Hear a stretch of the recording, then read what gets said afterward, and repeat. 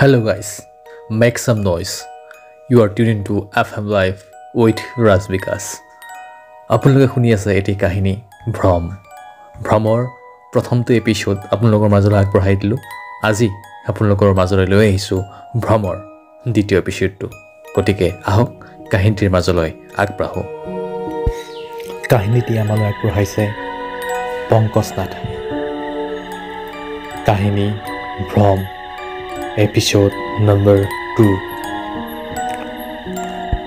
আমি প্ৰথমটো এপিসোডত গম পালোঁ নীলিমে গাঁৱৰ পৰা চহৰলৈ পঢ়িবলৈ গৈছিল।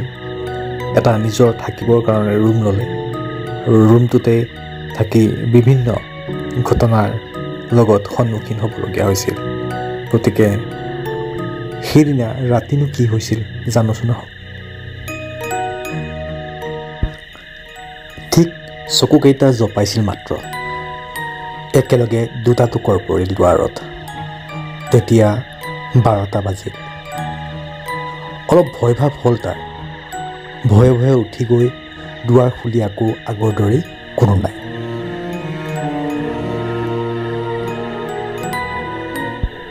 তাৰ সম্পূৰ্ণ শৰীৰটো ঘামে ধোৱালে।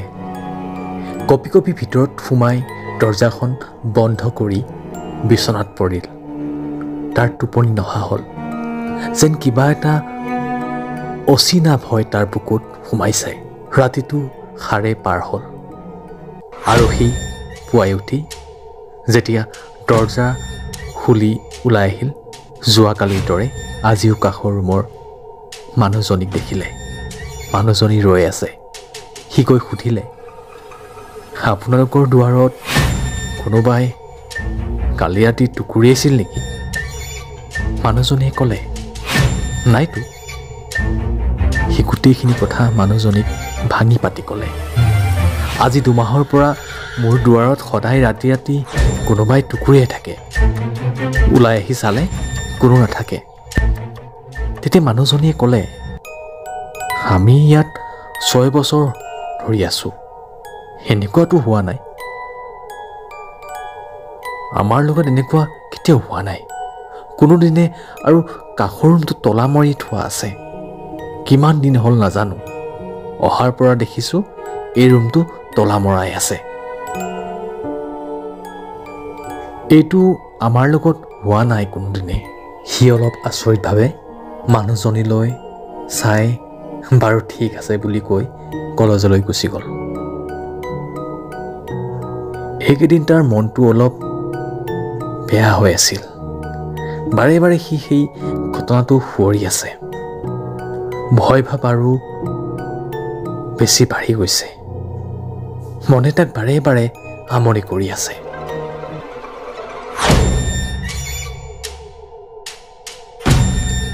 কলেজৰ পৰা গৈ সি অইনদিনাৰ দৰে গা ধুই জিৰণি ল'লে।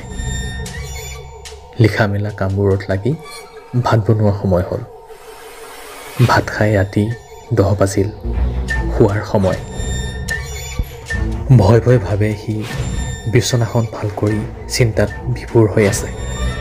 তেনেতে তাৰ কাষৰ জৈন ৰুমৰ দৰ্জাখনত চকু পৰিল, যিখন দৰ্জা তলা মৰা ৰুমটোৰ লগত সংযুক্ত হৈ আছিল তাৰ ৰুমৰ সৈতে। সি লাহেকৈ উঠি গৈ দৰ্জাখনৰ কাষলৈ গ'ল আৰু দৰ্জাখনৰ ফাকেৰে ৰুমটোৰ ভিতৰলৈ চাবলৈ খুজিলে।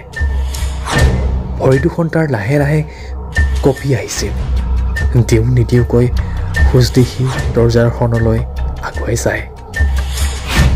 আগুৱাই গৈ থাকোঁতে তাৰ দুৱাৰখনত দুটা টোকৰ পৰিল।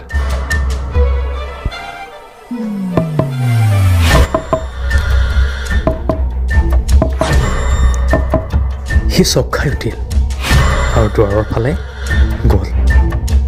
সি ভাবিছিল কোনো নহ'ব আজিও চাগে। কিন্তু অলপমান সাহস বান্ধি সি দৰ্জাখন খুলি বাহিৰলৈ চালে। কোনো নাই। তাৰ বুকুখন ধপধপনি বাঢ়িবলৈ ধৰিলে। তৎক্ষণাত সি দৌৰ মাৰি গৈ কাষৰ ৰুমটো দম্পতীহালক জগাবলৈ চেষ্টা কৰিলে। আৰু দুবাৰমান দুৱাৰত খুন্দিওৱাৰ পিছত দুয়ো উঠি আহিল। সিহঁতৰ ৰুমটো অন্ধকাৰ হৈ আছিল। মতা মানুহজনক সি আজিহে দেখিলে। দুয়োটাই এডাল মম জ্বলাই দুৱাৰলৈ ওলাই আহিল আৰু আহি ক'লে, কি হৈছে? সি ক'লে, আপোনাক মই পুৱাই কৈছিলোঁ কোনোবাই দুৱাৰত টুকুৰিয়াই আছিল। আজিও এইমাত্ৰ টুকুৰিয়াইছে, কিন্তু কোনো নাই। দম্পতীহালে একেলগে দুয়োটাই ক'লে, এনেকুৱা একো নাই, তুমি শুই থাকাগৈ। অকলে কাৰণে হয়তো অলপ ভ্ৰম লাগিছে আৰু দুদিনমান হ'লে অভ্যাস হৈ যাব। মমডালো জ্বলি জ্বলি শেষ হ'বৰ হৈছে। কাৰেণ্টটো অহা নাই, তুমি শুই থাকাগৈ, আমিও শুওঁ বুলি নীলিমক পঠিয়াই দিলে। সি ঠিক আছে দিয়ক বুলি মুখৰ ভিতৰতে কিবা বলকি তাৰ ৰুমত সোমাই দৰজাখন মাৰি লাইটৰ বৰ্ডখনৰ কাষলৈ আৰু লাইটটো বন্ধ কৰিলে। হঠাৎ তাৰ মনত পৰিল, লাইট কেতিয়াবাৰ পৰাই জ্বলি আছে, কাৰেণ্টটো যোৱা নাই। এওঁলোকৰ তাত কিয় কাৰেণ্ট নাই? কাৰেণ্ট নাই বুলি ক'লে যে? সি আচৰিত হৈ বিচনাত পৰিল আৰু ভয় ভাবিবলৈ ধৰিলে। নোহোৱা নুবুজা ঘটনাবোৰ তাৰ লগত হ'বলৈ ধৰিছে। 3 দিন ধৰি তাৰ টোপনি ভালকৈ হোৱা নাই। আজিও সি শুব নোৱাৰিলে।